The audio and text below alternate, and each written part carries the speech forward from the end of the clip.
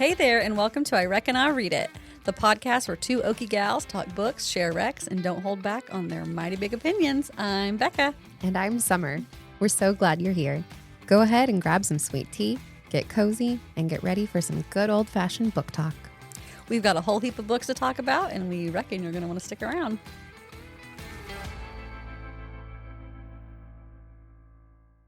Hey, hey, hey. We're reading books. So good. I made that sound earlier, and I was like, ooh. Oh, you were planning. Did you ever remember what No. sound effect you had practiced last episode? No, and my husband really made fun of me for that. Because I'm really bad, you know this, at sound effects. And he was like, but you commit so hard to them. And he was like, I was cackling when you were like, I practiced in the mirror. And then you forgot. It checks out. Yeah, it tracks. Yeah. Hi, how are you? I'm good. How are you? Doing great. Episode 22. That's crazy. Yeah. We're big time now. Big time. We've talked about so many books. It would be fun to go and like tally up all the books that we've mentioned. It has to be. I know. It'd be crazy. I am laughing though. We've talked about it, but how Spotify now is like, oh, this book got mentioned in this podcast, but it like throws up the most random books that we talk about, not the ones that we actually like discuss. Yes. Like the one I saw today was like Murder Bimbo. Yep. But that we made one joke. One time. One joke. Not a book that we like spent all this time I don't even know what it's discussing. about. I mean, I can take a wild guess what it's about, but I don't even know what it's about. Yeah. So it's actually a satire.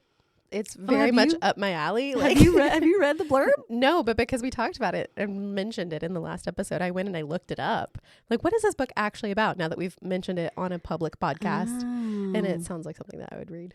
Oh, I knew it was something you read by the name. It's a social critique about bimbos.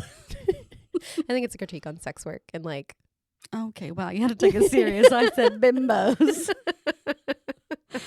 Oh. Also tracks. Yeah, sorry, guys. Okay, while we're talking about things that track for us, for our spur of the moment question today, we actually spent a couple minutes prepping. I let Becca know ahead of time what the spur of the moment question was going to be so that we could be prepared because I want to roast each other. It originally started out as like, what's like a quick description someone could give about you as a reader? And then it quickly turned into, let's roast each other. But we don't know what the other one said. No. So we wrote up some little... And by like, we prepped for this like literally like 3 minutes ago. We wrote up some little descriptors of like, oh, Becca, she's this type of reader. Would you like to go first? Would you like me to go first? I want you to do the first one. Okay. Which one should I read? Actually, first? I'll go first. Oh, okay. Because it kind of fits what we were just talking about. Okay. Oh, Summer, she's a murder lover. Oh my gosh. Or more lovingly known as a murder bimbo. Yeah, that is accurate. Okay, mine's a little bit longer. You ready? Oh, okay. Yeah. Oh, Becca, she will recommend a book to you that will send you into the biggest philosophical spiral of your life and then want to discuss it at length. Tell me your trauma and I'll tell you mine. That should literally be what they put on like my epitaph. Like epitaph. How do you say it? Epitaph? Yeah. Is it epitaph or it's epitaph? Like PH. Anyways, that on my grave, on my tombstone, it should say, "Tell me your trauma and I'll tell you mine." No, I want the whole sentence. Oh, the whole one. Yeah. Okay. Becca, she would have. I mean, it's going to be in past tense because I'd be dead. Oh, yeah. Okay. You got another one? Yeah. Yes. Okay. Oh, Summer. She has never met a time continuum she didn't want to absolutely wreck.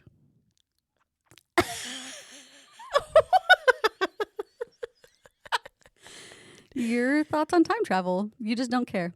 I love that bothers you so much. It does. It does. And I feel like you just are like, nah, just wreck it. It doesn't matter. It's just for the book. I'm here for the ride. I'm just here for the ha-has. And I think that should be something worth roasting because it really bothers you. You just don't care about this. What is it? Time, space, continuum. You're just like, whatever. Give me a multiverse. Sure. Why not? Yeah. Yeah. So anyways. Okay. Becca. Her face was so offended, by the way. Open mouth. Shock. Okay. Oh, Becca, she will recommend a fantasy novel with the most detailed world building and weirdest magical system you've ever heard of, but she can understand it immediately. Don't say that twice. That's so true. I actually love the world building. And you love a unique magical system. I do. Anytime people are like, oh, you just like gotta skim through those first 100 pages, like just don't even worry about it. Like it's just all world building. You'll get it eventually. I'm like, what? I'm so offended. Like that's the good stuff. Like if you don't know that, okay, sorry, I'm passionate. Okay. Oh, Summer, she's one robot uprising away. Let me start over. Oh, Summer is one robot uprising away from switching sides. It's so good. I might be with the robots. You're right. I think you would. They have good points. I love that one. Okay. Oh, Becca, she'll tell you to read some obscure classic you've never heard of and be ready with a 5-page essay complete with a thesis and literature review to defend her analyses. That's so true. These are so good. Like, I'm proud of these. They're really good. You're saying you did so much better than mine. My next one is also 3 words. You ready? Okay, it's more than 3 words, but like 4, 5. Oh, Summer, she loves to be personally developed. Your nonfiction books. What a verb there. Personally, she loves to be personally developed. developed. With my nonfiction. I was trying to think of like some funny way to say it, and I was just like, nope, she just likes to be personally developed. I do. You do. I do. You love some personal development. I do be personally developing. I do be personally developing. What'd you say, developing? Okay, Becca. She'll tell you to read some emotionally devastating book about a pet and say it's so light and heartwarming. Okay, listen. That one offended you. That's just because you're sensitive. When it comes to pets. You said something the other day. Hold on, let me think about it. You said on the last podcast that there was this, who's that girl who has all the summer title books? Carley Fortune. Okay, you were talking about Carley Fortune. And I don't know. You said there was something that happened in the book that was just like, nope, you couldn't do it. And like it made you not like it. You know what I'm talking about? Yes. Okay, how did you say it? There was a plot device. That you just don't like. Yeah. Okay. And the more I thought on that, I literally was like, a dog died. It had to be an animal death. That's not a bad guess. I know it's not probably what happened. No. But for you, that would ruin a whole book. It would, yeah. So she's still traumatized by Oliver Twist. Because Dickens. Because of a dog death. Which I want you guys to know, this dog maybe serves like 5 pages of this whole book, right? And Oliver Twist is long. Maybe 5 pages total that this dog's mentioned on. And it wrecked you. But we saw that book. We saw a book edition with a cover with the dog on the cover of Oliver Twist. I was honest, so offended. She was so offended. And listen, I get it. I know the dog's making like it's really a dramatic moment and it's really speaking all the themes. I get it. But I was like, that dog is a really minor character in to this put book. on the cover. To put on this book. I will say, in that book club, when we were discussing Oliver Twist, we went on quite the like rabbit trail where you found an essay about Victorian dogs. Yeah, so it was literature. much deeper. It was very deep and so symbolic. Whoever made that cover was like, I'm gonna go with the dog. And you loved it, and I hated it. Yeah. But she still has some trauma with that book. So I assume in this book, if you don't like trauma about animals, I want to read that Carley Fortune book. That roast might have been more about me. I think the time travel one was more about you. So we're still an even footing. We're just projecting. Do you have one more? I have 2 more. Oh, okay. Well, I only have one, so let's sandwich them. Yeah, I like that. Okay. Actually, I have 3 more. What? Let me cut them down. Well, I had one about romance. Hold on. What was my romance one for you? I said, oh, Summer, she 100% believes that everything can be solved with a lot of yearning and built up sexual tension. I do believe that. Okay, and then I'll do another one. Summer's ideal vacation destination is somewhere between a distant galaxy and complete societal collapse. That's funny. I thought you'd like that one. Okay, my last one for you. Oh, Becca, she will angrily rant about a book for hours and then come back later and say, 5 stars, I loved it. I did that recently multiple times. What was there was a book I was so mad about, and then the next day she looked at Goodreads and saw that I rated it 5 stars. Oh, it was the Mad Woman? The Mad Wife was one. Or the Mad Wife. Did I do 4 or 5? 4 or 5 stars, but I still was like, oh, I loved it. But then there was another one just like a week later, and I was like, what the heck? It damaged me for the right reasons, I guess. It just had to have a good finish. Yeah. All right, this is my last one for you. Okay. Oh, Summer, she would 100% join an alien civilization as long as they had coffee. I would. She would. Have to be good coffee, though. I had to get a lot of like the sci-fi stuff in because you're really into that right now. I am. I've been on a sci-fi kick. Yeah. You've been on a philosophy kick. I have been on an alien and robot kick. What does that say about us? I tried to come up with something about ice barbarians, but I just Oh my kinda, gosh. But they're aliens, so you know. Yeah. I think you would join that civilization. No. I've never read the book, so I don't know. But I have read the Cowboy alien book, and I think you love some cowboys and you're loving some aliens Give recently. me a ranch. Give me a ranch with an alien living at it, and I'm there. Oh my gosh. Sorry, we're just so excited over here. Well, that was fun. Yeah, that was fun. Okay. Oh, can you guys roast us, please? Just like send us in messages. You got, even if you don't know us, just be like from the podcast, like what you think. I feel like at this point, But maybe just do it to me because you might hurt Summer's feelings. No, I'm in. At this point, if you've listened for 22 episodes, you probably know enough to roast us about many things. Many things. All right, guys, it's time for one of our favorite parts of the show, our weekly reading roundup. This is where we each share what we just finished, what we're currently reading, and what's up next on the old TBR. Okay, Becca, what have you recently finished reading? Okay, so I had it between a few because I've read some pretty funny ones, some good ones You've recently. been living it up on summer break. I have. But the one I'm picking today is because it's kind of buzzy. Buzz, buzz, buzz. Buzz, buzz, buzz. The Deal by Elle Kennedy. Nice. Do you know what that is? I do because I watched the TV show. And what is the TV show called? Off Campus Mm-hmm. on Amazon Prime? Yeah. Okay. So the first book in the series is The Deal. And I guess the whole series is called Off Campus. So this is like Off Campus number 1. Okay.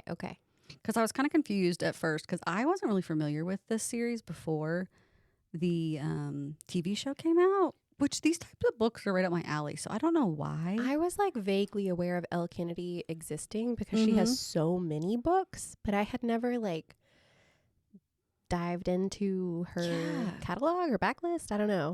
This one was published in 2013. What? I didn't know it was that old. I mean, I guess it makes sense. She has so many books.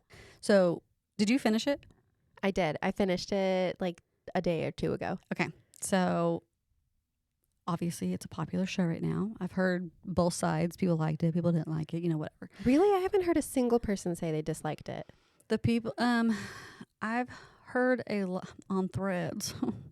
I've heard a lot of people who didn't like it was because it wasn't very true to the book. Oh. But I actually liked it better than the book personally. Yeah. Some people didn't like that they mixed the season, like that they already brought other character stories into this season. Because is this one where like the whole season was supposed to be like the first book? Yes. And the whole first book is just Garrett and Hannah. Which, do we need to read the setup for this book? book? Yeah, I guess I should.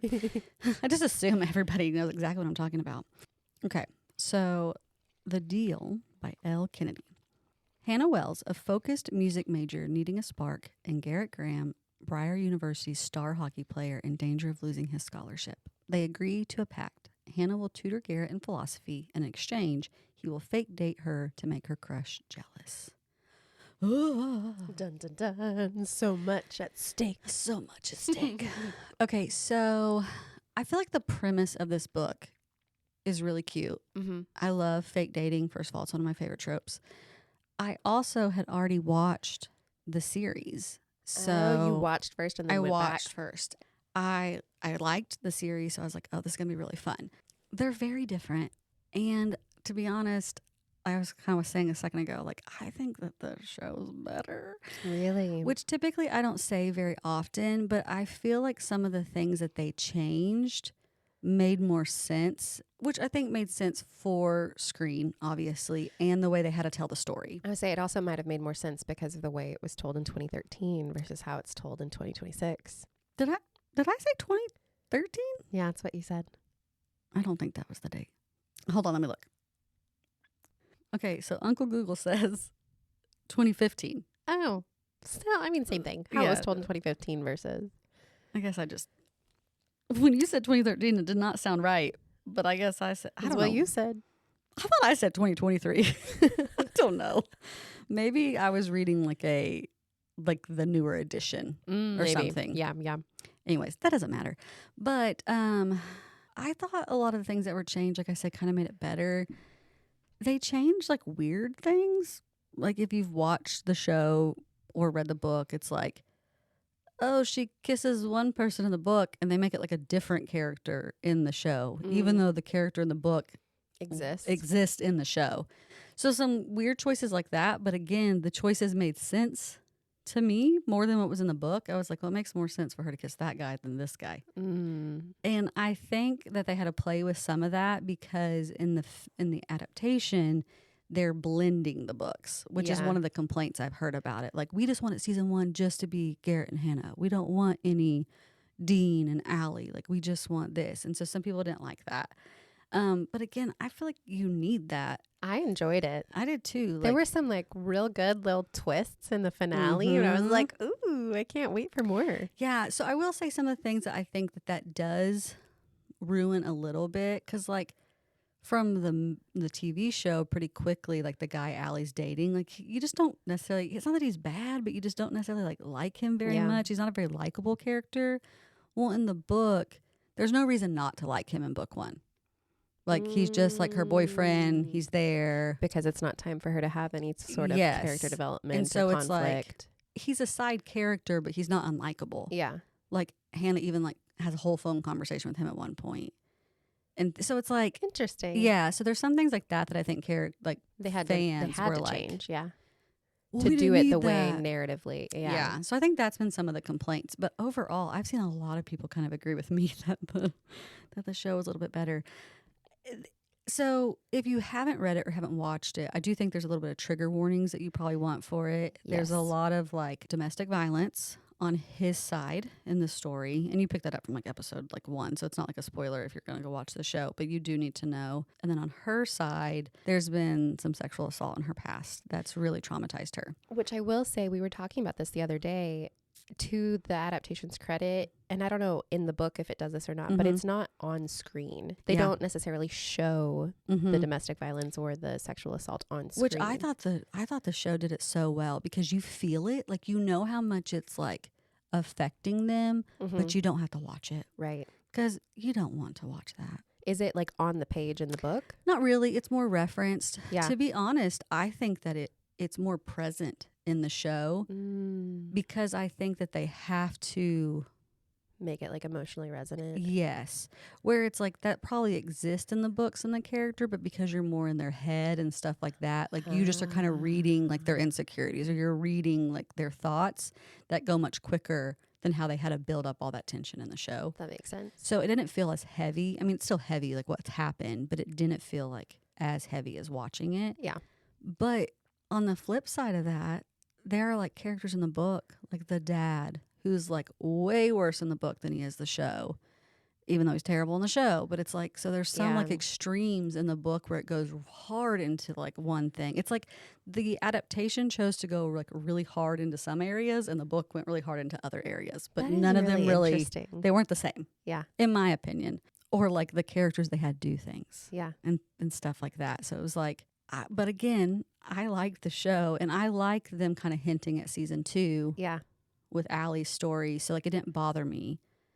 And also like, how do you do a TV show where you don't care about the lives of her closest people? Right. Yeah. So I don't think that would necessarily bother me, that it like blends books. Yeah. Seasons. But there are things that's like, I don't know, because I haven't read the second one yet, that I don't know if they made up or not, or if they're there. Okay. That's my question. So you watched the TV show, loved it, read the book. Does not having more of the TV show make you want to go continue reading more of the book series?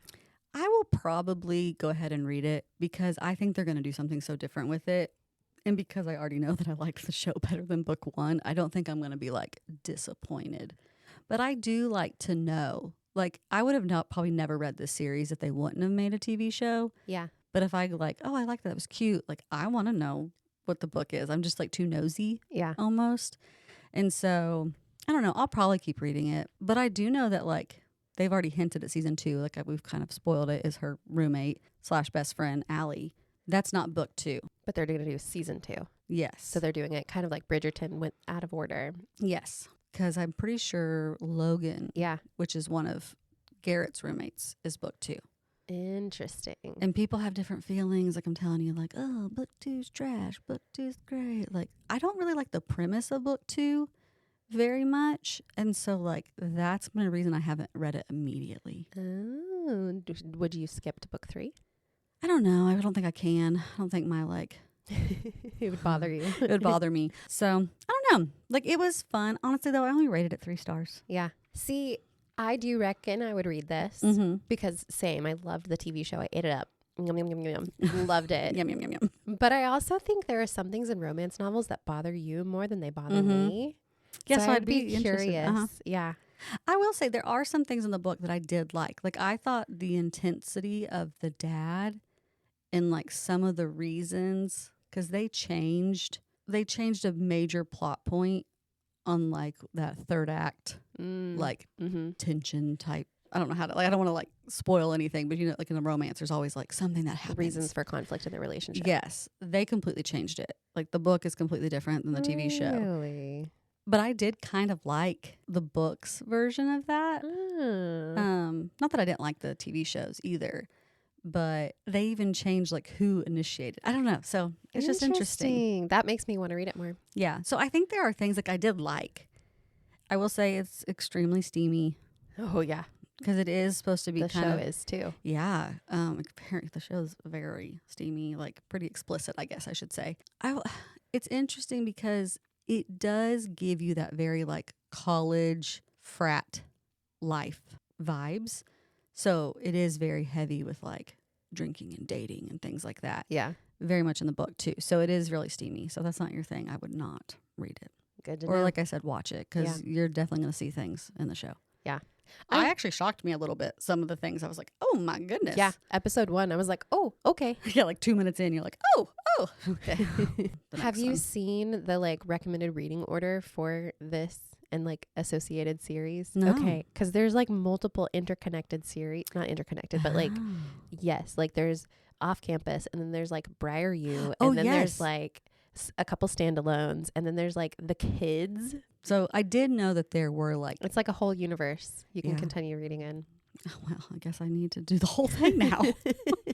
You're in one book and now you have to complete it. The whole thing. What have I done? Okay, sorry. That was a little bit long, but I know it's like it's a big... It's buzzy. It's buzzy, and I feel like a lot of people are trying to decide. Because I've seen people like online being like, should I read it? Is it worth reading it before watching it? I do not think that you have to because honestly, they're so different. Yeah. They're very like, you could have fun with both of them individually, I guess. Okay. What did you just finish? Okay. I just finished a book that I read because the bully very lovingly recommended me to read. Mm-hmm. And she was right again. She always was right. is. Yeah. So this was The Road to Tender Hearts by Annie Hartnett. This is the book on our girl poetry getaway, whatever thing that we did, girls trip, that she slammed on a book window. Yeah. She was like so excited to find it in a bookstore. She did. She slammed it on the window and then she put her phone on the window because that's what she was listening to. And she was like, ah! So it's also on my... I have a hold on it right now. Ooh, okay.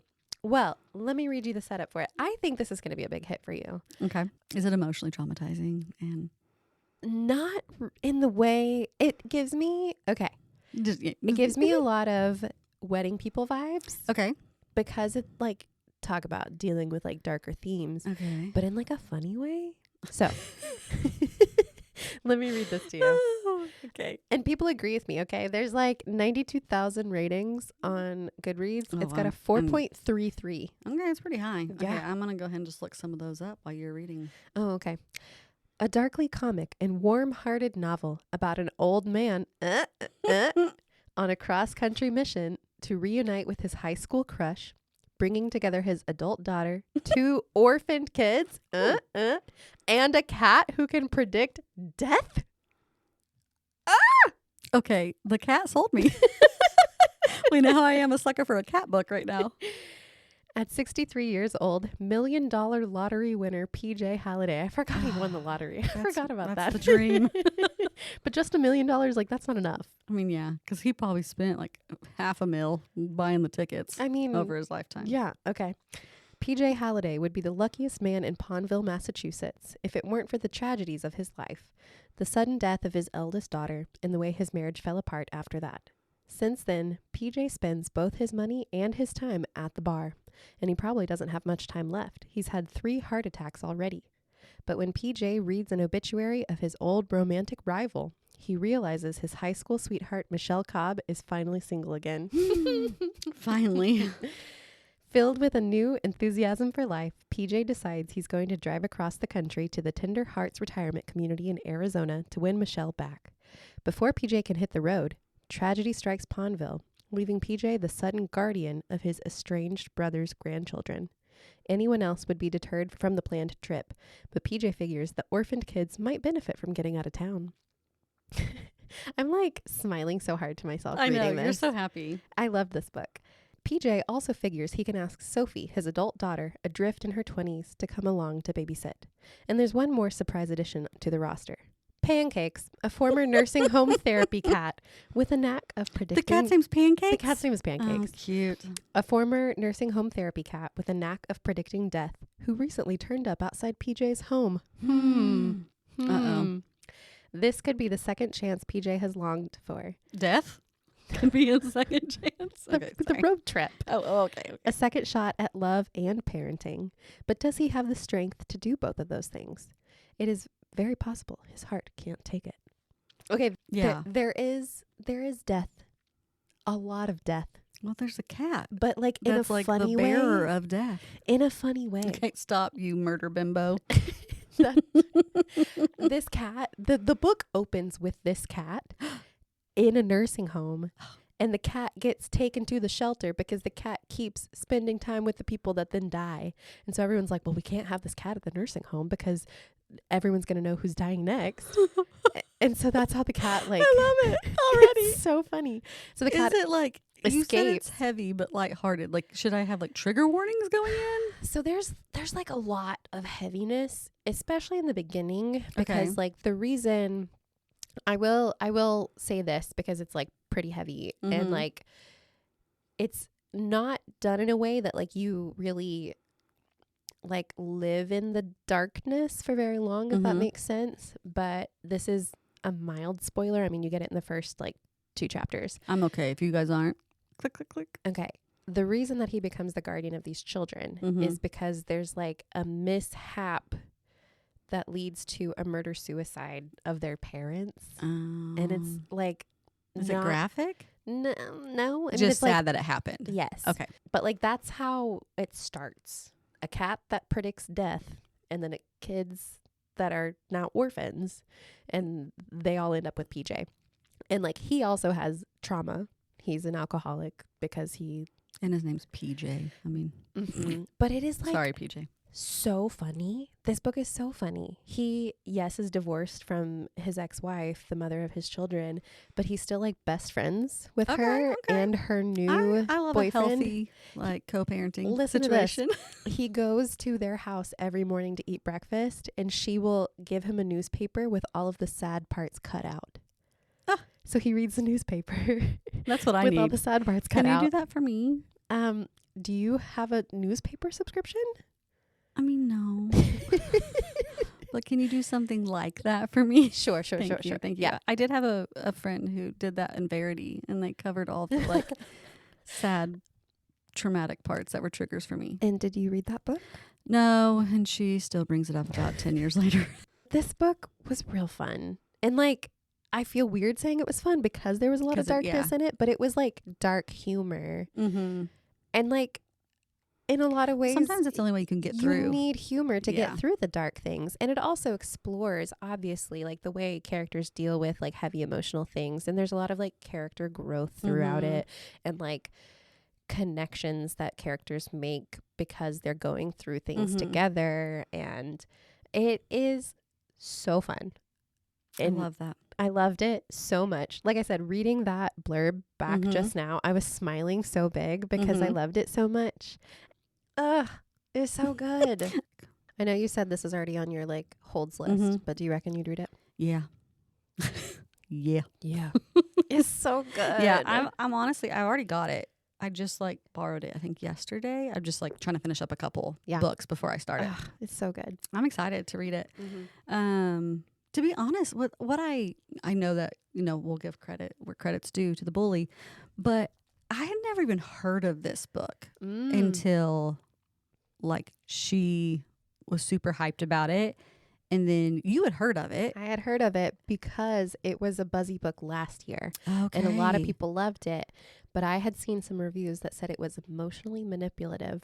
And that is like a trigger for me.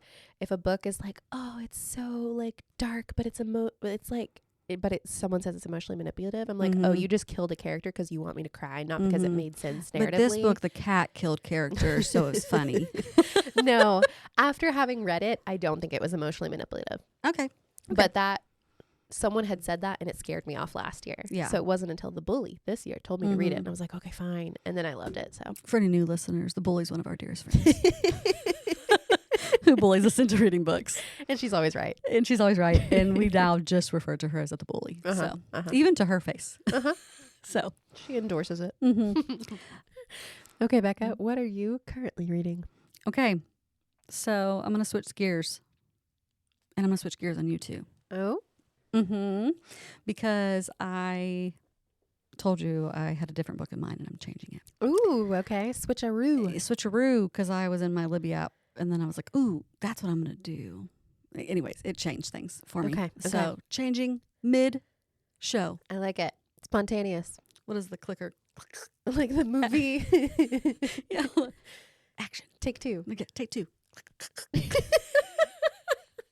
One more time. Take two.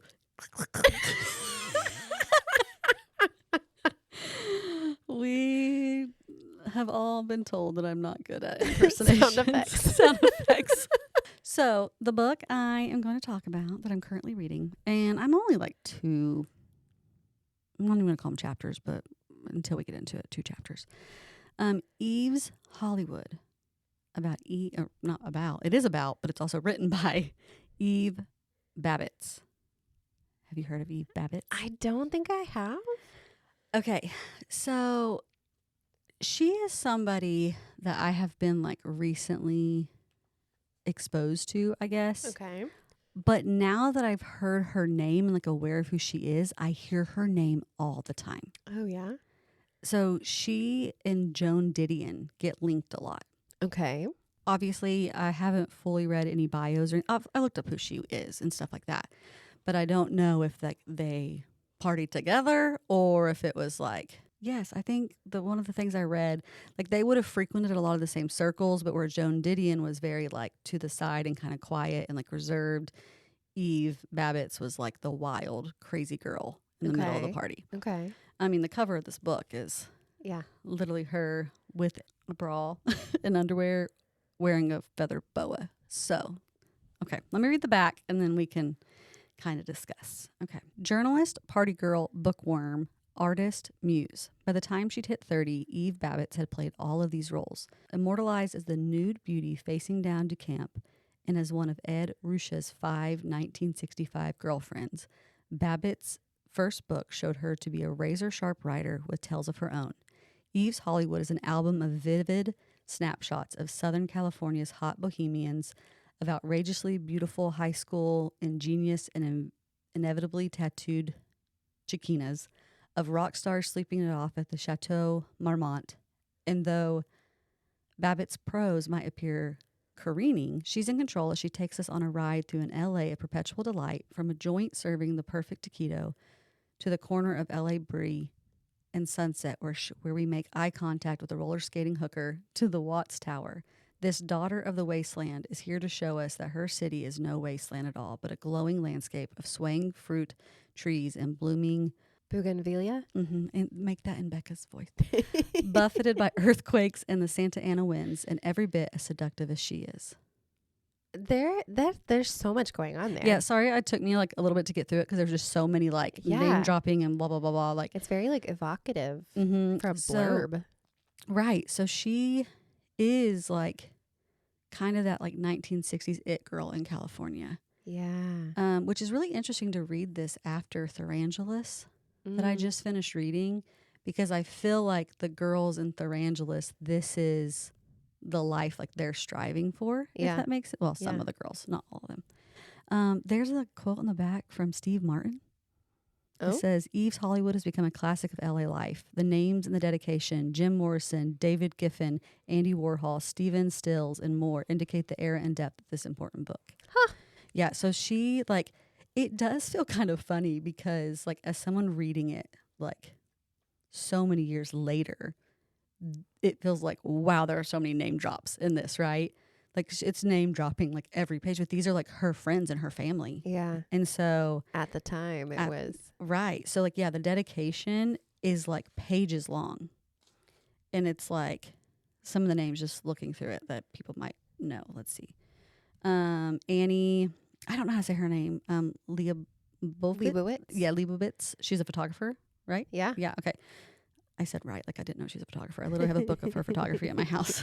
But she's mentioned here. Can you imagine? I know. Like, these are all just her peers. Let me see. Andy Warhol. Some of these names, like, I've seen, but I'm trying to look at, like, the big ones. Jim Morrison. Linda Ronstadt. Oh. Ronstadt, sorry. Mm-hmm. Orson Welles, and to this person, and to this person. And it's just like... Dang. But some of them aren't people. So it's like, and to Marcel Proust, and to Sally Stevens, and to Lunch Poems, and to Sandy and... Like, it's just like... Yeah. What she's dedicated to. It's just funny. Anyways. Sounds like a writer. Yeah. So it's very intriguing. So it's... I would say it feels a little bit more vignette-ish in the sense that they're like little snippets. Yeah.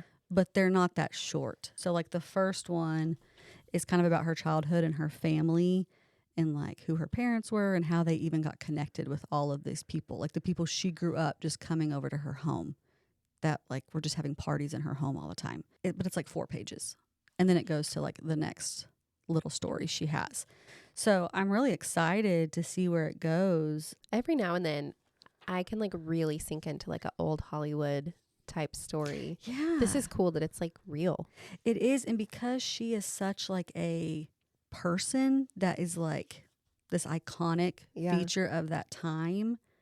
And like I said, since I have like become familiar with who she is, I hear her name all the time. Yeah. Which is wild. So it's been cool to hear her voice telling the stories. Yeah.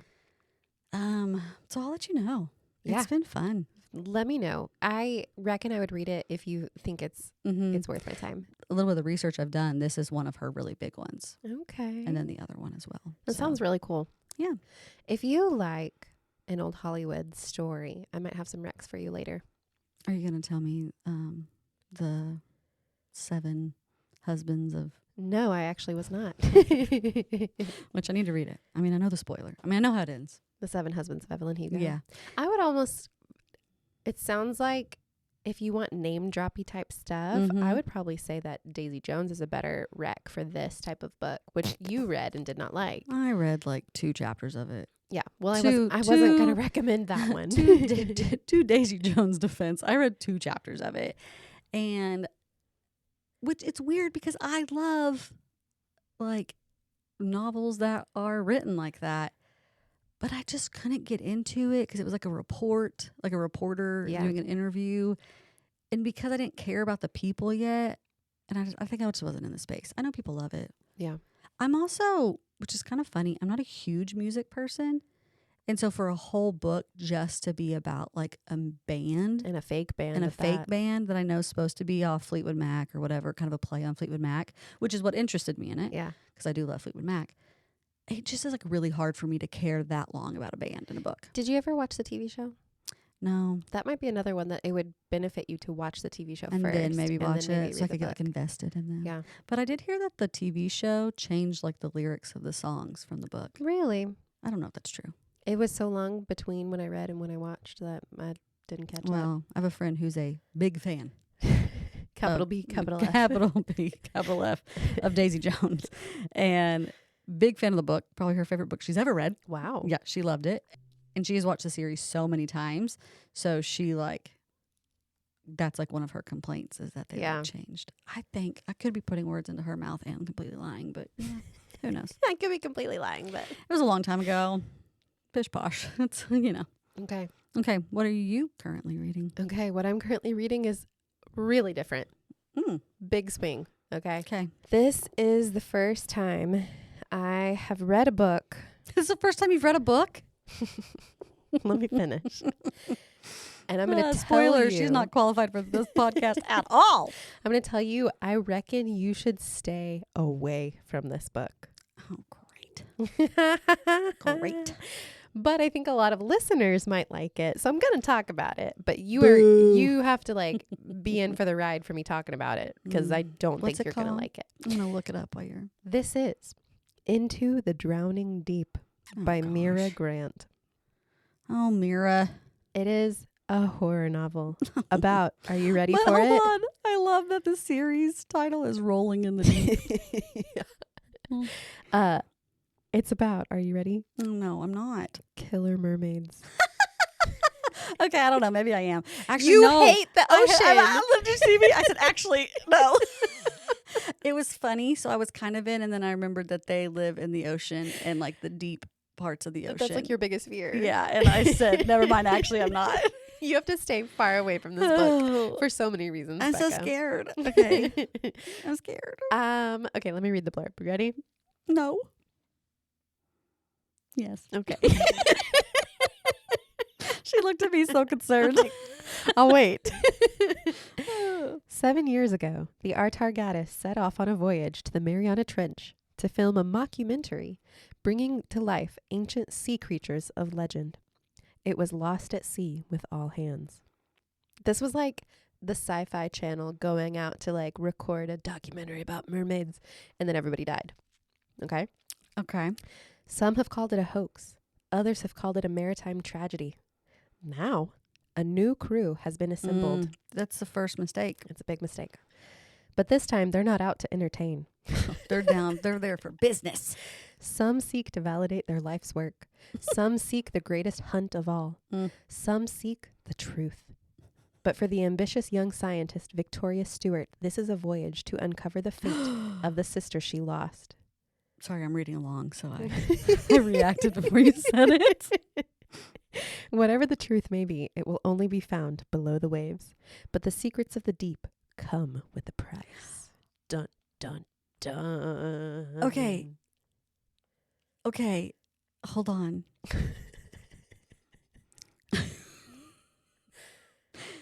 You know all those things that it's like things that I thought were going to be a lot more important in my life when I was young? Like quicksand. Yes. Yeah. Yes. Okay. So something that I thought was going to be a really big deal in my life. Mermaids? No. The Bermuda Triangle. And I remember, like, I had a thought a couple months ago, and I was like, did we just quit flying over that? Because I've not heard anything about you don't that. Really hear about it I've anymore. not heard anything about that triangle in a long time. Any more missing airplanes? Any more missing ships? And I'm like, maybe we finally got smart and just quit going. That's what I'm getting here. Okay, first of all, is this in the Bermuda Triangle? Because if it is, that's going to be wild. Second of all, what if it's been killer mermaids the whole time that we're killing people in the Bermuda Triangle? You know? Thirdly, if it happens over and over and over, we should just stop at some point. And I think we did, because I haven't heard a lot about that triangle in a long time. Great point. Thank you. Great point. That's my contribution to this book. I feel like I should know if the Bermuda Triangle is the same as the Mariana Trench. I feel like they're different. Otherwise, I'm going to look it up. It would have mentioned the Bermuda Triangle in this book. Well, I don't know. Maybe the author hasn't heard of it because it hasn't been mentioned in like the last 25 years. Okay.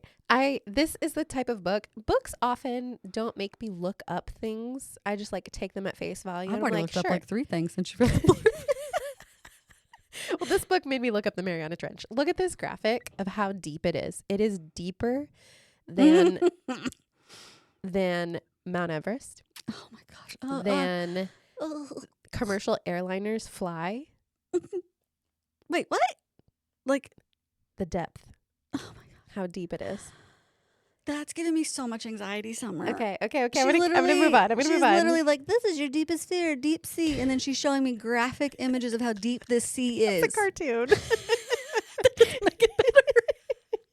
Guys, is it not terrifying to anyone else in the world that there's so much down there we just don't know? Well, that's the whole point. This is a horror novel because we don't know. There's so much unknown that you can like really play with the idea of scary things being down there. There 100% are scary things down there.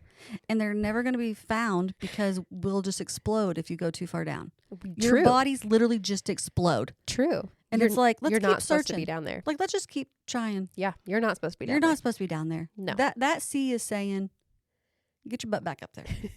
If it doesn't go back up there, I'm going to explode you from the inside out. Is that not wild? It is so wild. No one cares. We just keep on scuba diving like it's... Oh, I think a lot of people care. But so like the whole point... Obviously not Mira. Mira? Sorry. I think it's Mira. Obviously not Mira. Or the characters that she wrote. So this was so fun to read. I'm like... would I have fun with it though? It might freak you out. So they are really scary. Like it's not like... Honestly, okay. So I am so close to the end of this. Okay. I have less than an hour of the audiobook left. Oh, okay. And do you like disaster movies? Like, say, any of the movies that The Rock makes where there's like an earthquake or something? Or he's like flying through like a skyscraper that's like tumbling to the ground? I mean, I would not say that would be my top pick. This felt like a disaster movie, but a book. And it was like perfect. Because they kept falling and falling and falling and falling and falling and falling deeper into the ocean. And it never ended because we'll never know. No. So this is like the perfect summer book. Okay. You keep saying that. For people that like can handle. It's honestly not very gory. Nothing that I've read so far has been very gory. Okay. The mermaids are freaky looking because we get descriptions of them. But are they like the Harry Potter mermaids? I don't remember. Those Harry Potter mermaids were kind of creepy. I think, yes. I think they are kind of similar. Okay. And this is one of those books where there's like a very large cast of characters. Yeah. A whole mermaid village. No. A whole large cast of human characters because a lot of people are going to die. And like you gotta have a lot of them so that like not everybody dies, or at least so far not everybody has died. I hope not everybody dies because then I'm gonna be real disappointed. Well, the first time they did, so I went to the second time, Summer, because now they know more. But they still went in. The stakes are high. Okay, Becca, this is like a whole ship of scientists, and that has been really fun. Okay, because it's like all these different scientists are going on this mission to like research very specific things. And one of the coolest things about this book, Becca, there are 3 characters in this cast of characters that use ASL, American Sign Language. Okay, that's cool. 2 are like deaf twins that are doctors in different fields, and then their interpreter. And they, part of the reason that they're invited on this like research mission is because the like footage that they have from the ghost ship 7 years ago made it seem like the mermaids were using some sort of signed language And so they brought on like. I was literally going to make the joke, because the mermaid juice. Yes. But then that was the actual answer. Yes. And so like that, there's a lot of like disability representation in here. Okay. I will say at one point, I'm listening at one point, they're probably going to get murdered, if I had to guess. Well, nobody's safe. At one point, the audiobook narrator said cochlear implant instead of cochlear implant, and that really bothered me. Oh, well, people shouldn't listen to our podcast then. Everything that comes out of my mouth. Well, this is just, my area of expertise. So yes, it is. But it has been really fun to like, I'm sure the science is all wrong because like mermaids, whatever. But there's like a lot of really interesting deep ocean. Yeah. There's a lot of like interesting little scientific things that the author has written to make it sound like mermaids are real. But then like there's a whole character who calls herself like a mermologist or something who has like dedicated her life to like the search for mermaids and like what mermaids would be. And it's cool because it's like everybody discredits her and is like blah blah blah, and she's like, I'm gonna find the mermaids. She finds the mermaids. I hope she survives. I hope she survives too. It has been so fun. It is one that like, because there are so many characters, it's like long because you like go ping pong through like all their points of view. And so like the beginning was like, boom, I was in it. The middle has like, it slowed. It's slowed a bit just because there's like so many people and we like have to hear from all of them. I don't need to be invested in them. You don't know. You don't know who's going to die. People are dying. The mermaids are coming. The mermaids are really freaky, but they're not gory. I don't know why I'm not trying to sell you on this book. Once we're not live on recording, I want you to tell me how these mermaids kill them. Okay, I will. There's just enough science that I'm like, ooh, this makes me think it could be kind of true, but that I like also don't know. It's the just mermaids? No, I don't know. I don't know. You're saying that you think that could be true? Who knows what's at the bottom of the Mariana Trench? That's my whole point. That's what I've been trying to say this whole time. I do want to just full circle moment here. Yeah. I literally went to Uncle Google and I typed, what happened to the Bermuda Triangle? And it says, the Bermuda Triangle never contained supernatural phenomena. Sure. It was revealed to be a myth sustained by human error, severe weather, and high maritime traffic. That's what they would say. That's, of course, what they would say, right. Uncle Google. The U.S. Coast Guard confirms that ships and planes do not vanish there more frequently than any other heavily traveled regions of the ocean. Well, you know what? Late 90s news would disagree with you. Yeah. Because... Did you ever read the Percy Jackson books? No. Okay. Book 2 of the Percy Jackson series. It's about the Bermuda Triangle. Literally says, because the whole point of Percy Jackson is and that this like, is obviously truth, whatever it says. Right. Obviously, Greek mythology is real. The gods are real. Is that like ancient Greece things have like shifted to the west. Ancient Greece things. So like Mount Olympus is at the top of the Empire State Building. That's like the whole premise of the Percy Jackson books. Book 2 is that the Sea of Monsters, where like Odysseus sails through and all the things, is the Bermuda Triangle. It's so fun. I was a Percy Jackson girl. So, that was a little bit after me. Yeah. And I kind of, I've heard fantastic things, and I'm kind of excited because I think my oldest son's getting close. He's getting close. And I can read it with him. Yeah, you should read it with him. They're so fun. Yeah, because I've always wanted to read them, but I just haven't. Yeah. Because I'm reading about Eve Babitz over here. Old Hollywood. Old Hollywood. But, so no, I don't necessarily reckon that you should read this. I'm a little nervous because, like I said, I have very little of this book left, and things are not wrapped up. And so I'm like, I looked it up because I was like, oh, Rolling in the Deep #1, is there a sequel? And it's going to end on a cliffhanger. There is not a sequel. There's like a prequel. So I wonder if it's about the ship 7 years ago. Probably. I bet you the future will be like different monsters. Like, maybe like not all mermaids. There's no sequels. There's no #2. Well, not yet. This book was written in 2017. Oh, well. So I don't know. I don't know that there's any more. It takes some people to read a lot. Or it takes some people a long time to write, Summer. How many times can you kill people in a novel and make it unique? So I really hope that this like lands the plane, because it could be like a perfect like summer blockbuster movie, disaster, horror, killer mermaids. I'm having a great time with it. Yeah, no surprise. So if you like that type of vibe, if your name is not Becca Bland, that is true. I reckon you should read it. I really was excited for the mermaids for a second, but I was thinking like cute little mermaids. This is not Ariel. No. And there's a question too, like are they what we would call mermaids? Are they sirens? Are they amphibians? The scientists are trying to figure it out. They're trying to figure it out, man. And also like survive. Because they're Man. coming. The mermaids are coming. They're so scary. I'm terrified, actually. Like, I don't like any of what we just talked about. And I'm going to have nightmares tonight about the sea. I'm sorry. I'm just kidding. I'm not sorry, but I'm also maybe not kidding. We'll see. Time will tell. Okay, let's change it up. Change it up. Let's rewire your brain to something happier, maybe. What's upcoming for you? Okay, so someone mentioned this book to us at book club the other night, and I have been like counting down the days until I can start it. Okay. 3 bags full. Yes. I'm so excited. Okay, so this book is called 3 Bags Full, and it says a sheep detective story. Mm-hmm. I'm so excited. Mm-hmm. I just can't hide it. Okay, written by Leonie Swan. Anitha Bell is the translator. Oh, it's a book in translation. I didn't know that. I didn't know that. Hold on. Translated from the German by Anitha Bell. So I marked that I wanted to read this on May 28th. And that's how I've been counting down the days. But I finally got it. Oh, you already have it? Yeah. Wow. Yeah. Well, I mean, it came, Yes. You know Yes. how the Libby works. I do know how the Libby works.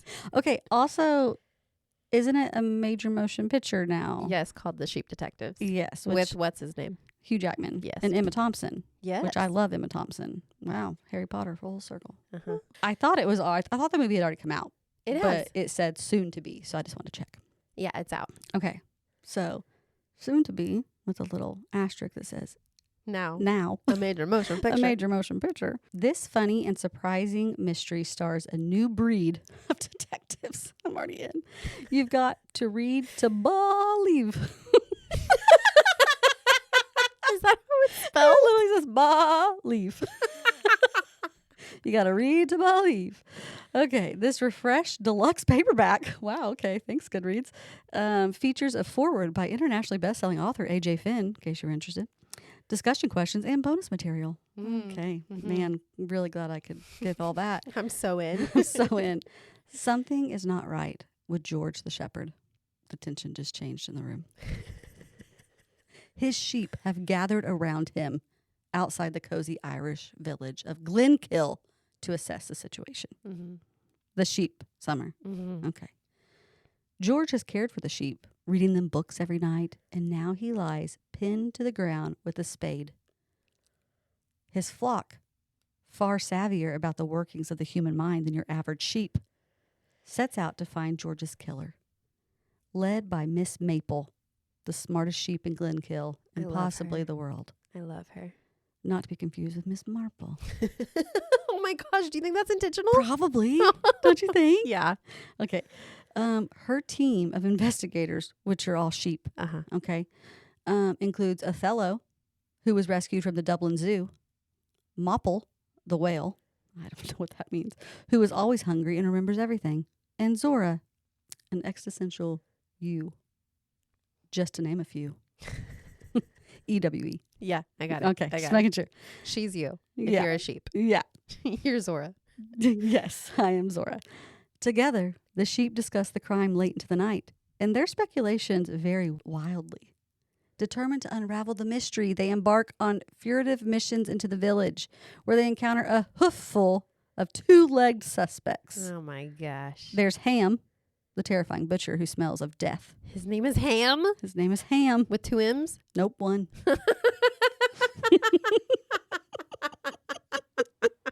Maybe they just call him Ham because they don't know his name. Maybe. But also they're sheep. Right. Okay, keep going. Okay. Rebecca, the secretive village newcomer. And Love that he's Ham and she's Rebecca. Right. Like, so I guess that is his name. And Father Will, a sinister priest No. the sheep call God. With wit and heart, this clever international bestseller is a mystery to chew on and savor. No. Guys, I'm so excited. Okay, what is it?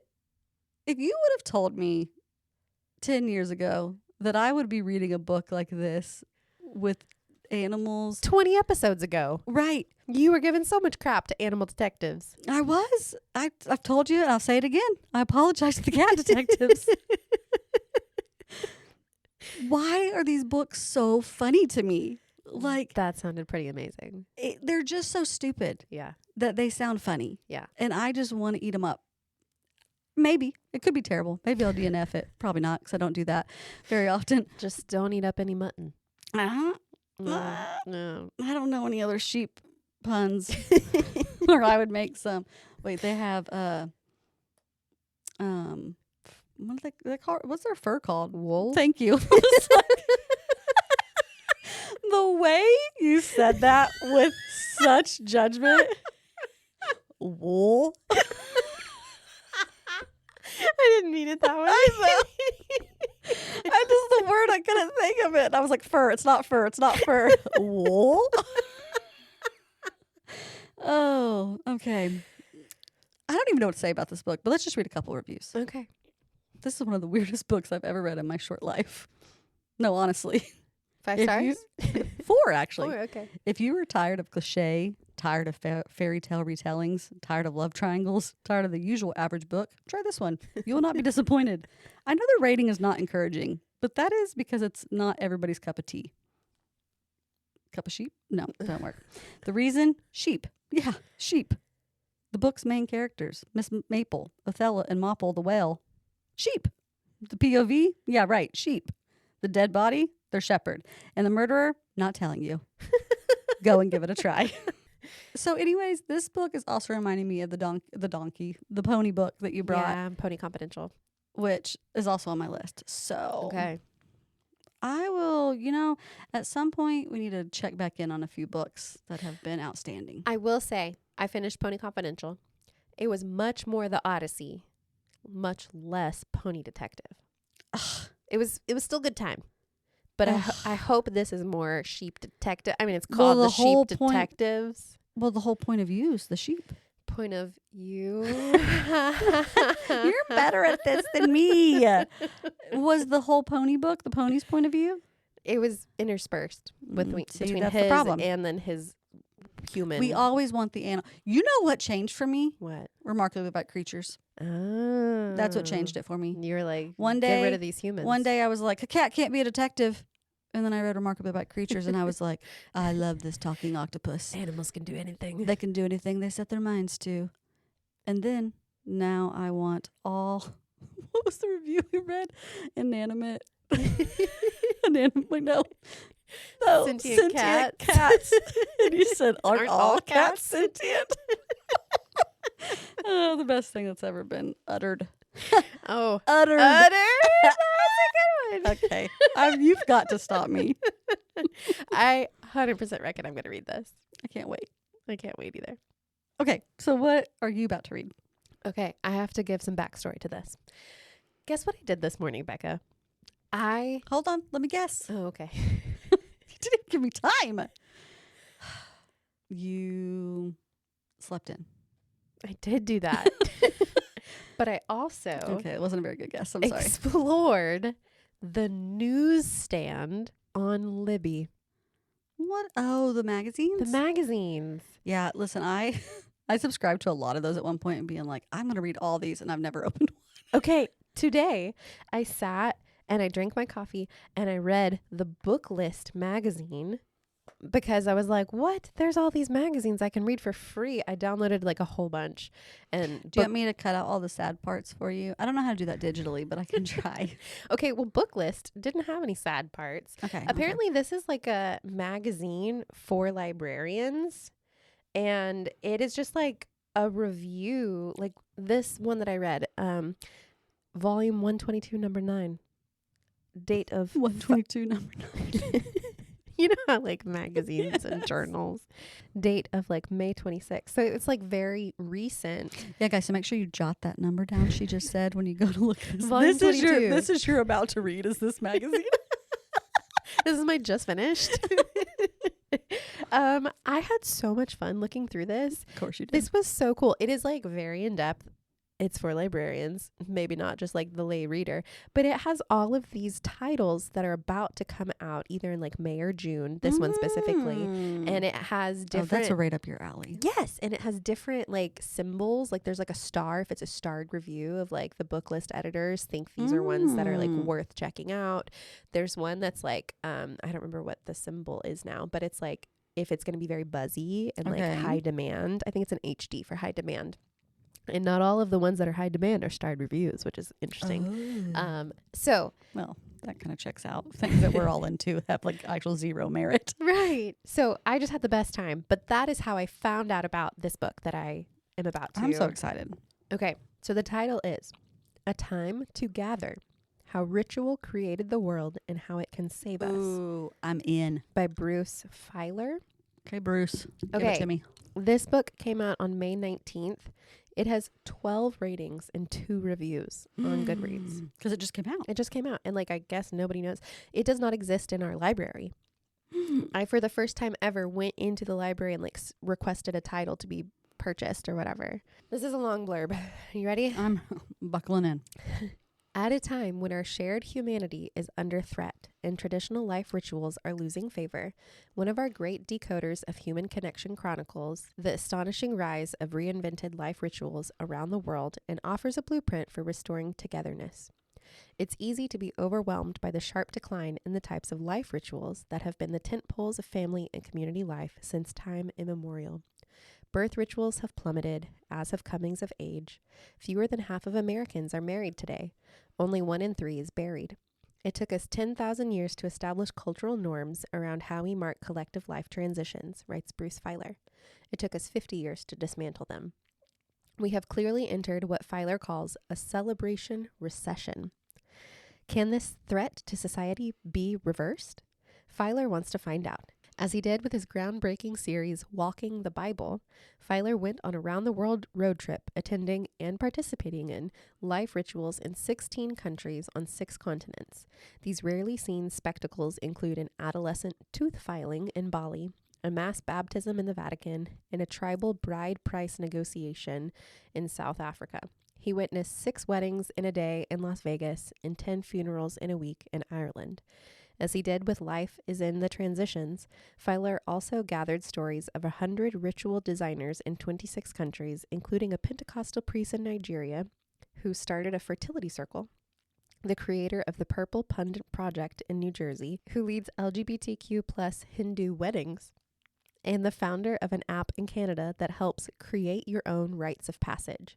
What Feiler emerged with is a literary achievement, at once a great adventure story in the tradition of Sebastian Junger and Cheryl Strayed, a richly reported sociological portrait in the vein of Robert Putnam and Barbara Ehrenreich, and a conversation-shaping piece of social commentary in the mode of David Brooks and Jonathan Haidt. Far from a ritual recession, we are in the midst of a ritual renaissance, one that our outdated radar screens have failed to pick up.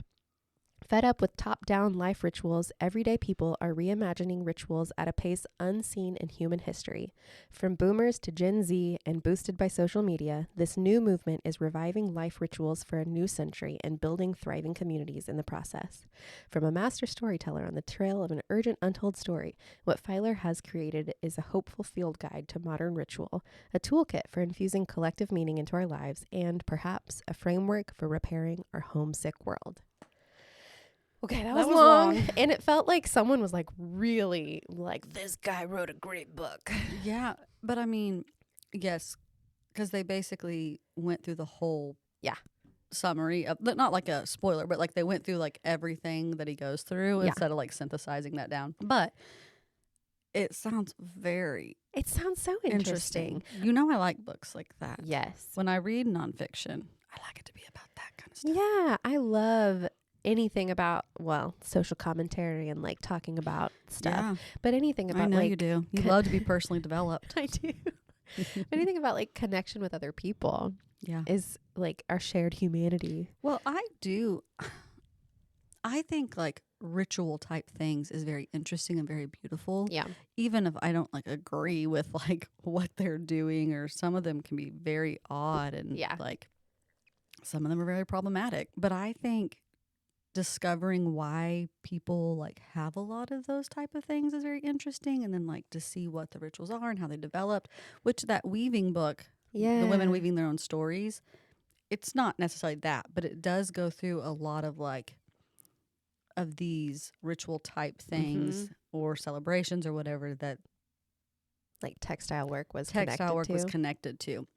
I find that so fascinating. Yeah. And one of the things in that book was talking about like at birth and what they would do. They'd weave something, and then, you know, at death, like sometimes snapping it, like, or snipping the thread or whatever, which obviously is a allusion to Greek mythology again. The Greeks are really having their moment in our podcast. The Greeks are having a moment. They're having a moment. So yeah, it's that kind of stuff I just find fascinating. But I love the idea of gathering and celebration, and like, because I agree, I do think those are things that are dying.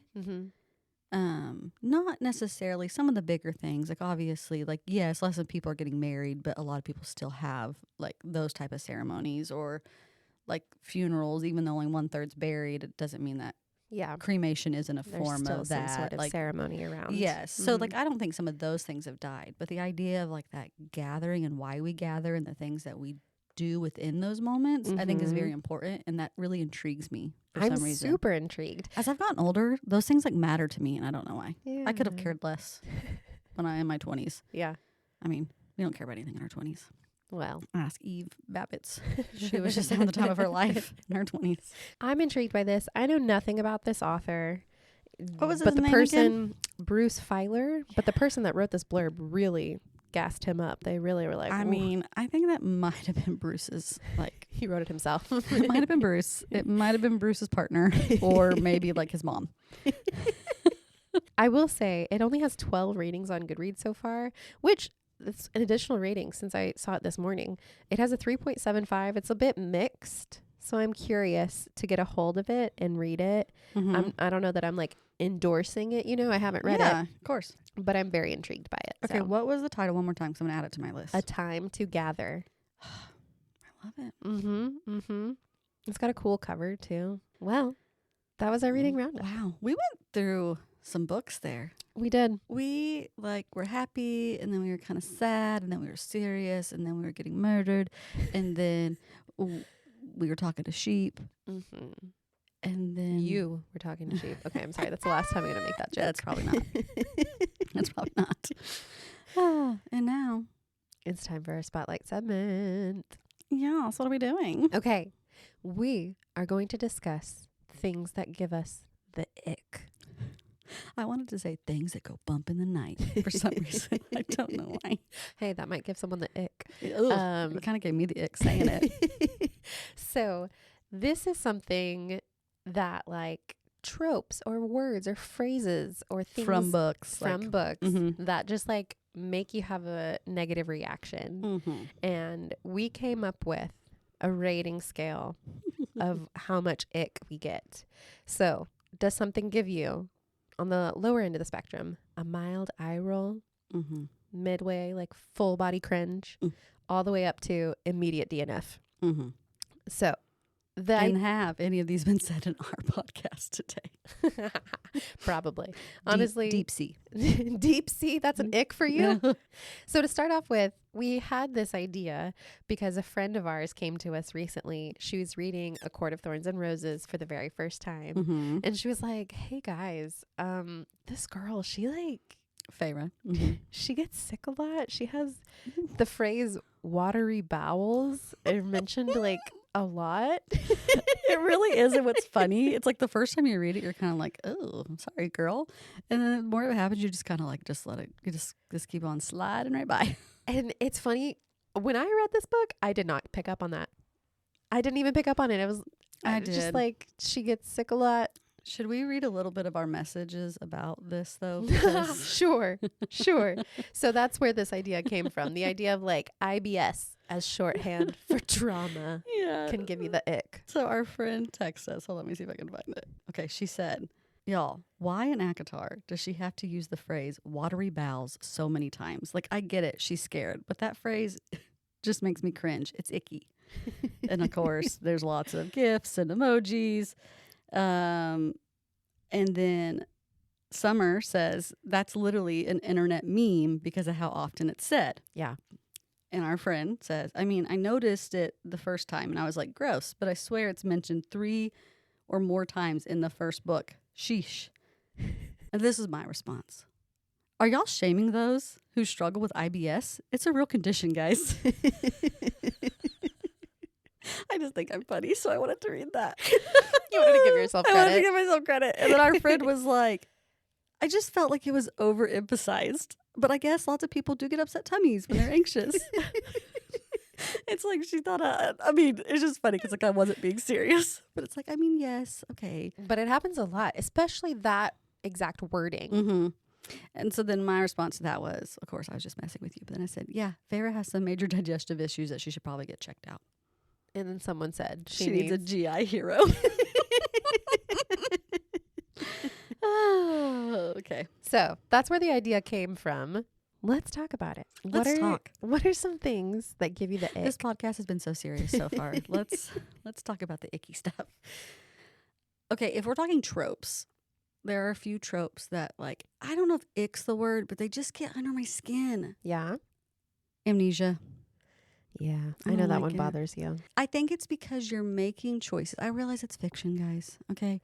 But you're making choices that completely like can ruin other people's lives and you just don't care. So like people with amnesia, like they might have a partner. Could be it's always a crappy partnership, right? I mean, they're like their partner's always terrible. But the person who's trying to get them to do other things might not know that.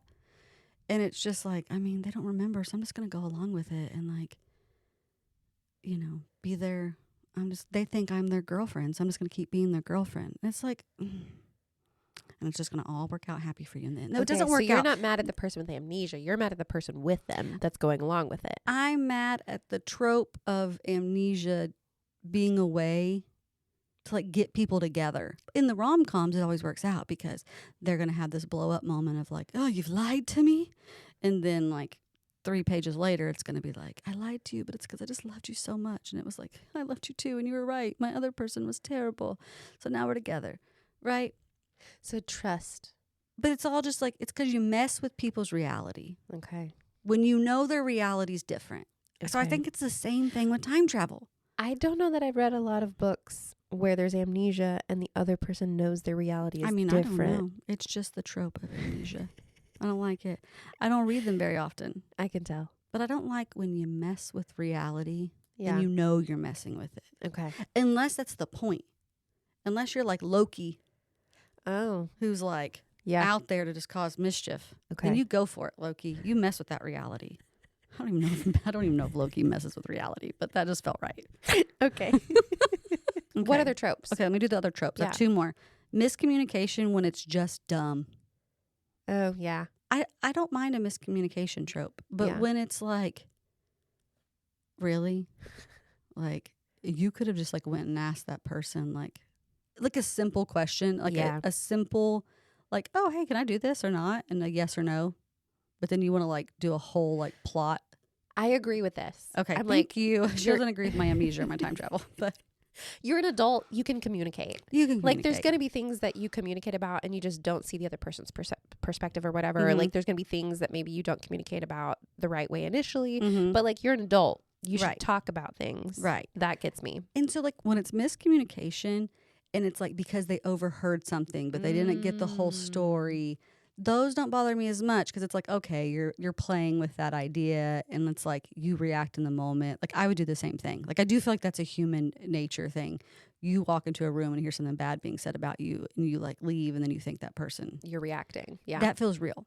But like something as simple of like just being like, hey, I got to like run to town for a little bit and I'm going to be back. Don't think that I'm like abandoning you and like leaving you and then be mad at me for days because I ran into town. Okay. That's a stupid example, but you know what I mean. Similar to this, this is a trope that I thought of.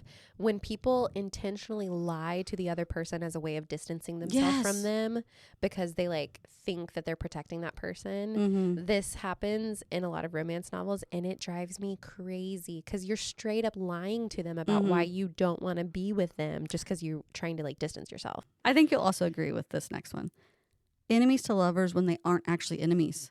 Oh. When you sell a book to me for enemies to lovers and they're really just like on opposite, like coworkers who just like don't agree. Yeah. Or like they're just on opposite teams and it's like You're not actually you don't actually know the person. enemies. Like the stakes aren't that high. Yes. Or like because they don't actually even really know the other person. Oh yeah. Like I played sports in school and it was just like, oh yeah, I hate that person. You don't actually know them. Yeah. That's not an enemies to lovers. For it to be like the reason, the tension that. Right. I want some real enemies. I need you to like convince me with that person why I should like you. Yeah. Again. And Ooh, and like I don't want that to happen by chapter 2. Yeah. Like enemies to lovers where they're like friends, like they've already come to like their like compromise. So like if they've already like compromised by like chapter 2 and it's like, okay, so the enemies part is over. Yeah, and it's like even if they still don't like each other, but it's like, okay, you stay on that side, I'll stay on this side. I know we have to do this job together. But by like chapter 2, like they're already kind of like working together. Like, no, I want some enemies. Because then that allows the tension to build. Right. So that once they break the like tension. It like is such a better payoff. Right. And I don't mind. I will say this though. I don't mind enemies to lovers where they're enemies, but it is probably because they actually do like each other, but they just haven't admitted it to themselves. I do like that a little bit. That's kind of fun. That's not the same of it. Okay. Those no more tropes. Other things that this I don't know if this is considered a trope or not. So I'm thinking of a specific book. There was one by Abby Jimenez early in her like career. I don't remember which one it is. I like immediately put it out of my mind because it made me so mad. When a character deals with infertility and that's part of the plot, and then in the epilogue they're pregnant and they have a baby. Yes, that drives me crazy. I'm like, what was that whole book about? The whole point. And then, and I've kind of mentioned this on the podcast before. As someone who has struggled with infertility, I did get to the point where I was able to have children with assistance from doctors, but like that's not everyone's story, right? So to like have a story where that's like a theme, and then for it to just like wrap up perfect at the end, which she did write like an author's note about how she based that storyline off of like a person she knew that had this miraculous blah blah blah. But I don't know, it just bothered me. And I know what book you're talking about in particular. I read that one too, and I actually might have been the last Jimenez book I read. Yeah, it took me a long time to read another one because that one bothered me so much. I was really annoyed with it because I would think I read it while I was in that, and I was like, well, that's promising something. And I had liked the resolution of the characters and him being okay. Right. Because she didn't want to be with him in that book because she was like, I can't ever like have kids with you. And he was like, so? Like, that's not why I love you. And they like came to this like beautiful like understanding where she felt like okay and safe. And then for it just to be like, oh, they had a baby. Yeah. Yeah. It feels cheap. It did. It like it undercut the whole journey of So that one gave me the ick. Okay. Do we have any like types of characters or phrases that give you the ick? Ooh. Yes. Okay. This bothers me, and I don't know if it bothers me because it's something that when I was like in creative writing classes in college, I struggled with. So maybe I pay more attention to it. But like dialogue tags, when it's like, he chuckled, he grinned, he this. And I always think in my mind, like try to read it, I'm like, yeah, he chuckled. She grinned. I don't know. It's like, it bothers me when it just happens over and over and over and over again. They're always chuckling. Right. Especially when it's like, every line of dialogue. Yeah. Like, I don't like when dialogue writers, every line has to be he said, she said, blah, blah, blah, and it just like gets confusing. I'm like, the reader's smart enough to pick up who's talking here. Yeah. Like, you can make distinction by line breaks and you can do whatever. I definitely agree with that. And I mean, sometimes I think writers, especially if they're like newer writers, they're probably doing it more. Sure. But yeah, that is annoying.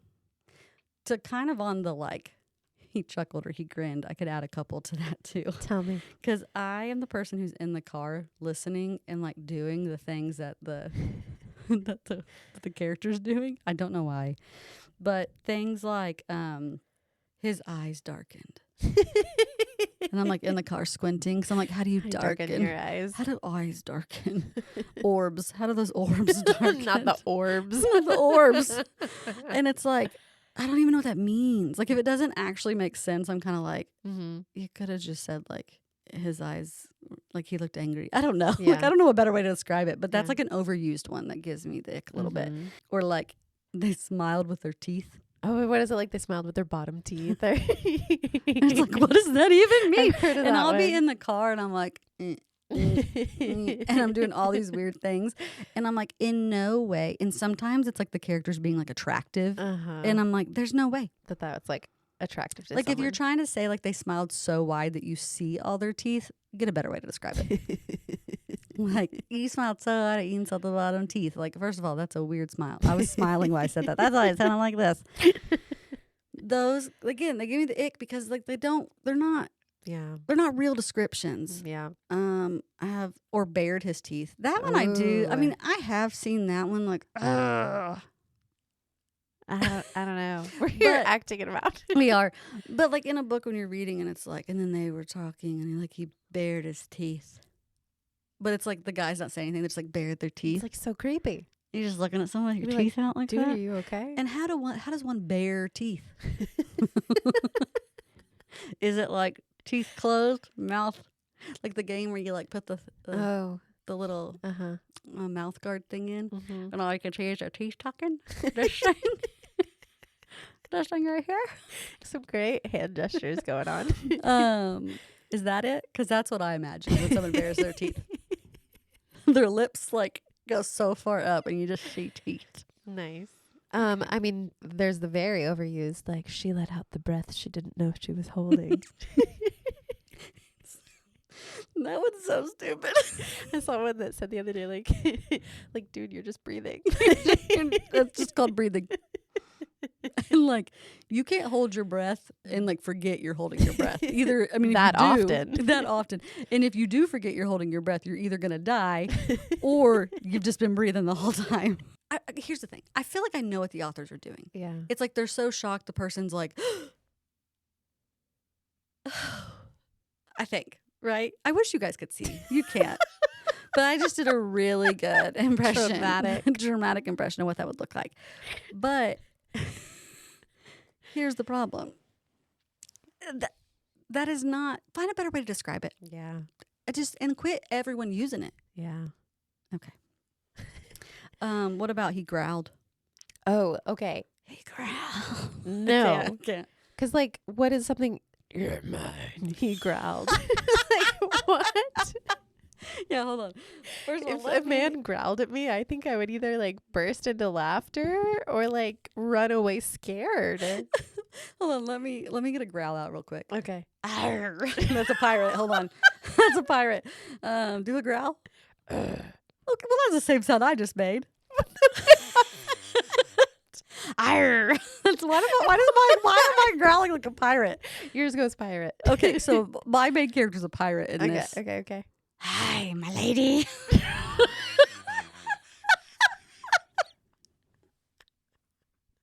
don't like any piece of that. But hey, that's our ick. So there we go. You did it. And I think I just icked everybody listening. We lost all of our listeners. Immediate DNF to the podcast. Listen, it was a pirate. It had to say milady. Okay, along the lines of like he growled, just like domineering men in general. I guess that's kind of a trope. Mm-hmm. This is like what kind of domineering. So give us some explanation. I feel like there's a very particular type of man in romance novels that is just like a very like alpha dominant, to me gross. Mm-hmm. Like a lot of like Tessa Bailey. Mm-hmm. Like main characters. We've talked about this. Mm-hmm. Or like, well, and the characters aren't actually that bad until they get like yes, intimate. And then Yes. some of them are that bad, but some of them, like, once it gets intimate, it like switches. And that's when it's weird. It's like, this was not the same person. It's not the same person. Devney Perry, I feel like a lot of her books do I've that. read any of hers. The Edens, I don't know if they're Cowboy books. Even some like Elsie Silver books. There was like a hockey one in the middle of the Chestnut Spring series that I didn't enjoy as much because it was like this really sweet guy, and then it like switched to like crawled for me and in a weird way, and I was like, no, I don't like this. And yeah, if it doesn't fit the character, even some of the the Blue Mountain Bliss books, whatever those are. The cherry pie pancake house? No, the Cowboy Blue. Lila Sage? Yes. Revel Blue Ranch. I knew there was a blue in there, but I said Baby Blue Bliss. There were the first guy. Yeah. Like, I like him. He spit the whiskey into her mouth. Yes. And I'm like, okay, I like you. And I like that you're kind of like this, like, rough and tough cowboy. But, like, some of it's just like, okay. I guess it's just like a thing. It's a type or a flavor And of romantic hero.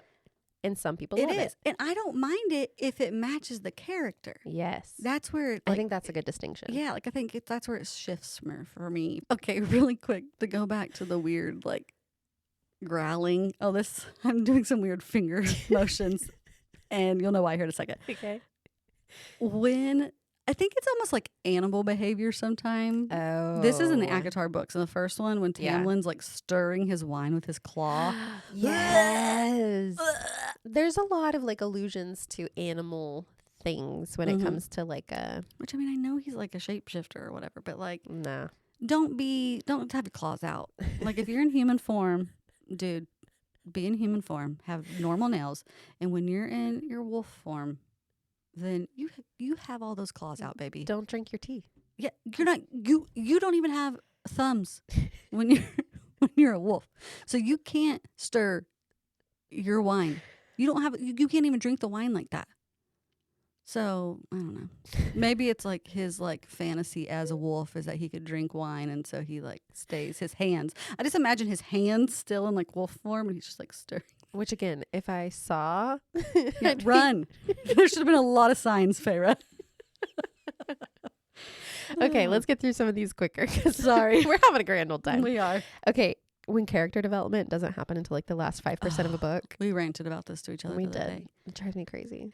I want to see them Angst, after the whole. Yeah, we want to like see the movement from angst to like the character turn to the resolution. And don't leave that up to an epilogue. Like, let us actually see it. Don't flash forward 5 years and they're like happy and they all own full-blown ranches and have 20 kids.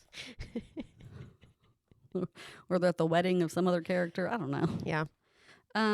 Okay. I have a couple more. Then I think I'm almost done. See, I'm not that bad. This is more of a publishing thing. But I have definitely ranted about this before. Like in the last episode.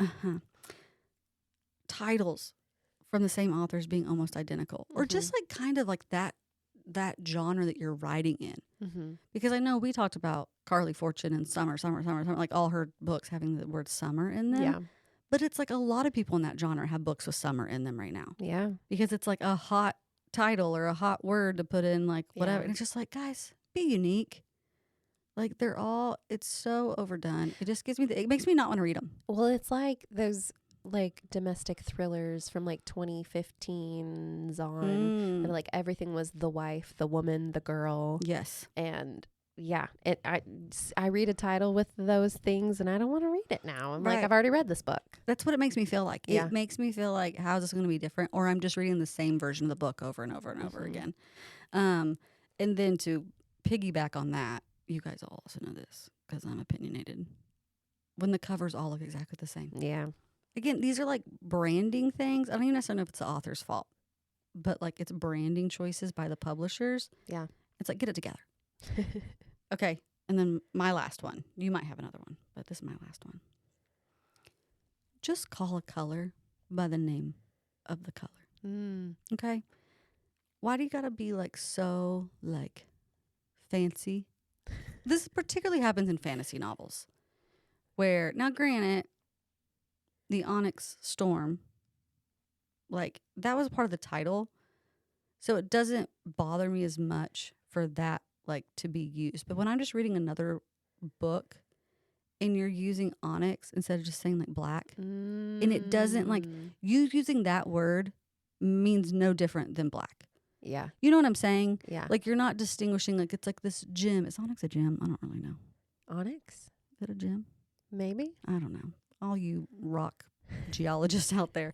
But like there's not a distinguisher there. Like you could have just said black or yeah, it doesn't like elevate your midnight writing. Black or something like it doesn't elevate your writing to use that like you scarlet just get instead of red.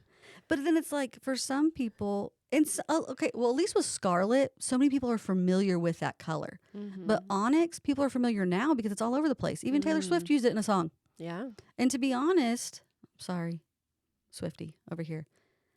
That song, the first time I heard onyx, and I was like, of course she used the word onyx. Because you think it's like buzzy right now? Because it's buzzy. And I'm like, just using a color descriptor just because it's buzzy rather than because it's like a good descriptor in the moment. Like another example, which again, it works in this book, The House in the Cerulean Sea, because that's the title of the book. But the word cerulean doesn't get used over and over in the book. It's just like a describer of a certain type of blue, which works with the title. But then I'm seeing cerulean pop up in all these other books just to describe blue. And I'm like, okay.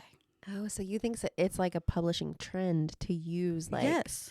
Interesting. I could see that. Does anyone else... I think it really got sealed for me, though, when I listened to Taylor Swift's new album and heard onyx, and I was like, why is that a buzzy word right now? Why do we all have to use the word onyx? Well, yeah, I've seen and it it wasn't other, a mad thing at, like, Taylor Swift. I've seen it in other fantasy titles, too. Yes. Yeah. And Rebecca Yarros is just, like, the very popular one. Yes. So. And again, like, I don't have any problem with people using unique colors for names, but, like, use them intentionally and not just because, like, you think it's a fancy way to say black. Okay. I see. Okay. That's my last ick. And that was no hate to Taylor Swift. I just remember, like, I remember hearing it in her song and being like, of course, it's even here. You know what I'm saying? Like, this word is following you. This word's haunting me.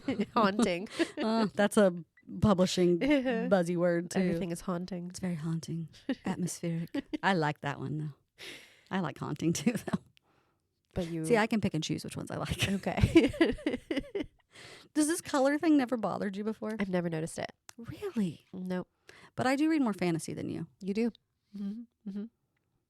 I do notice that if people... Okay, we've kind of talked about this. Obsidian. Oh, yeah, that's a good one. I notice when authors use like food descriptors for characters. Like I feel like it's just like cheap to describe like skin tones, chocolate caramel. I don't know. I don't love it.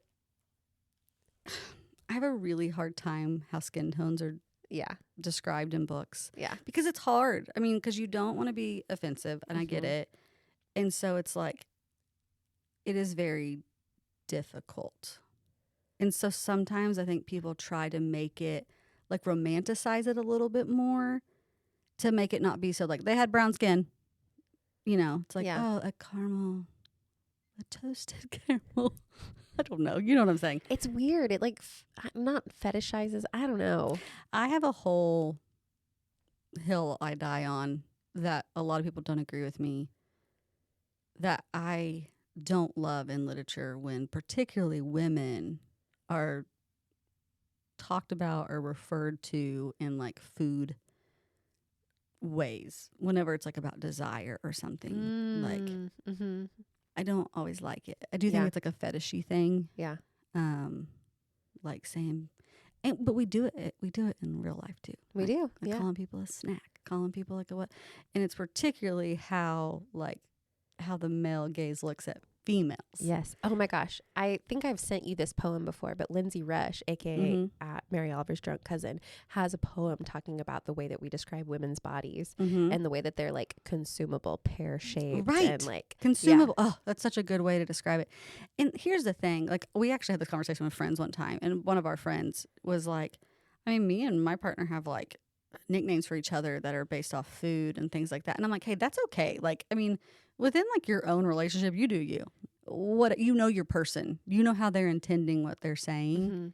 I just don't like when it's used in like a overgeneralized way to like sexualize a body. Yeah. If that makes sense. I get so you. This isn't like if you're like, oh crap, me and my person, or I call this person. It's not that. Like, I think like people can have their own like little things. It's more like the bigger issue of this, not like this like internal within someone's like friend group or like partnerships or whatever. I get you. I track. Well, I feel like I need to, because some people are probably like, oh my gosh, my boyfriend calls me this, or I call him cinnamon this. roll, My pumpkin. cinnamon bun, pumpkin pie, haircut a little freak. I really hope someone knows what that reference is. I know my sister does. Shout out, sister. It's Dumb and Dumber. I haven't seen that movie in so long. Pumpkin pie, haircut a little freak. Okay, I'm so sorry. Okay, that was a lot of ick. Yeah, and I feel like some of it was just ranting. Yeah, well, I mean, we're talking about things we dislike. I think it lends itself to ranting. Mm-hmm. Okay. Well, is that it? That's it. So we were really just waiting on me to get all my thoughts out. We just had to therapize a little bit. Therapize. Personally develop a little bit. To personally develop a little bit. Okay, we're done. Well, that's it for this episode of I Reckon I'll Read It.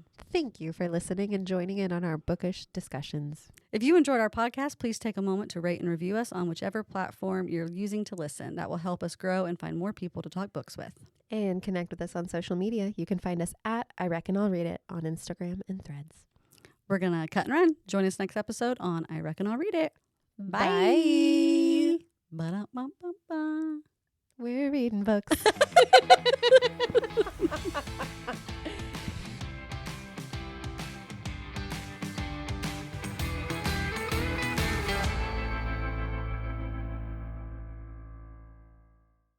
Okay, Becca, what have you just finished reading? Okay. I've just finished reading a couple books. Okay. But the one I'm going to talk about is The Dill. The Dill Pickle? Yeah, I said dill weird. I must start over. The one I'm going to talk about is The Deal. There you go. Okay. Let's cut all that. Oh, okay. Can you just ask me again?